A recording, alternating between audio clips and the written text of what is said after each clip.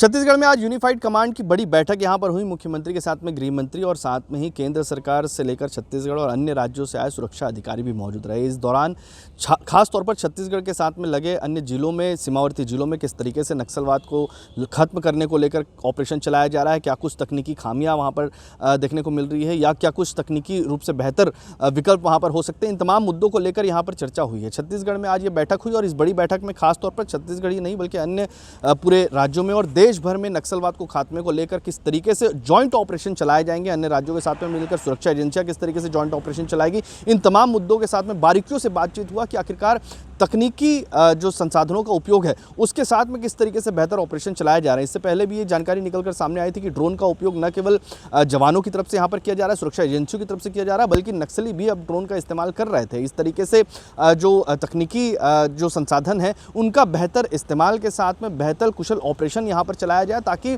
नक्सलियों के खात्मे को लेकर जो महज 6 महीने का वक्त बचा हुआ है उसको, उस टारगेट को पूरा यहाँ पर किया जाना है, उसको लेकर अंतिम कील ठोकी जाएगी। इस तरीके के जो बयान है वो छत्तीसगढ़ में मुख्यमंत्री विष्णुदेव साय ने यहाँ पर दिया है। क्या कुछ कहा है, जरा सुन लीजिए।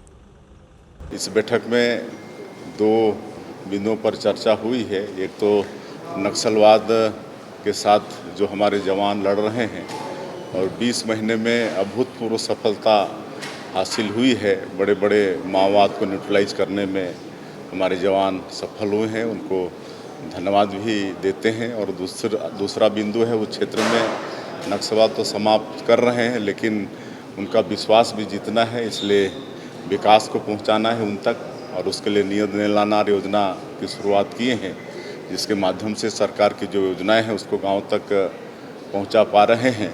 तो ये दोनों बिंदुओं पर बड़े विस्तार से सार्थक चर्चा हुई है। छत्तीसगढ़ के पुलिस अधिकारी, डीजीपी इंट के आईजी के साथ में तमाम अधिकारी मौजूद थे। इसके साथ में ही जो भारत सरकार की तरफ से आए हुए अधिकारी थे जिनकी तरफ से लगातार इसको लेकर मॉनिटरिंग भी की जा रही है और अलग अलग सूचनाओं के जरिए छत्तीसगढ़ ही नहीं बल्कि अलग अलग राज्यों में भी जॉइंट ऑपरेशन चलाए जा रहे हैं। इन ऑपरेशन की सफलता के साथ में ये भी विजय शर्मा जो छत्तीसगढ़ के गृह मंत्री, उन्होंने ये भी साफ तौर पर कहा है कि हाल ही के दिनों में जो घटनाएं हुई हैं जिसमें चाहे शिक्षक दूतों की हत्या हो या ग्रामीणों की हत्या, जिस तरीके से नक्सली कर रहे हैं उनको किसी भी तरीके से बख्शा नहीं जाएगा और ना ही उनको सरेंडर को लेकर या अन्य नीतियों को लेकर कोई लाभ उनको मिलता हुआ नजर आएगा। हालांकि इसके आइडेंटिफाई करने की भी बात यहां पर विजय शर्मा कह रहे हैं। क्या कुछ कह रहे हैं, जरा सुन लीजिए। ये अभी भी बता रहे हैं कि वो हम वहां पर मौजूद हैं। बिल्कुल इसीलिए कर रहे हैं वो सिविलियंस किलिंग जो है भैया, ये सिर्फ इसलिए कर रहे हैं कि अपना अस्तित्व दिखाना चाहते हैं। लेकिन याद रखें, जिन्होंने भी ऐसा किया उनके लिए रिहेबिलिटेशन के रास्ते बंद होंगे और कठोरता से कार्रवाई की जाएगी। आइडेंटिफाई भी किया जा रहा है।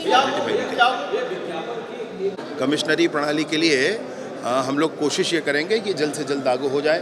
देखिए, मैं आपको स्पष्ट करूं इस बात पर, मार्च तक हमने कहा कि सशस्त्र नक्सलिज्म समाप्त करेंगे। नक्सलवाद के अनेक कैडर हैं, एक कैडर मतलब बंदूक वाला, धारी वाला मामला सब समाप्त होना होगा मार्च तक।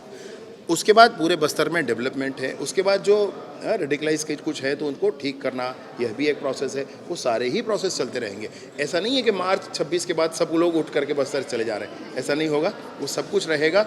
हम उसके बाद पीछे रिक्रूटमेंट कर रहे हैं। रिक्रूटमेंट के बाद मैंने गैप फिलिंग होगी, कोई सिक्योरिटी वैक्यूम ना हो जाए वहाँ पर, इस बात की पूरी चिंता की जाएगी।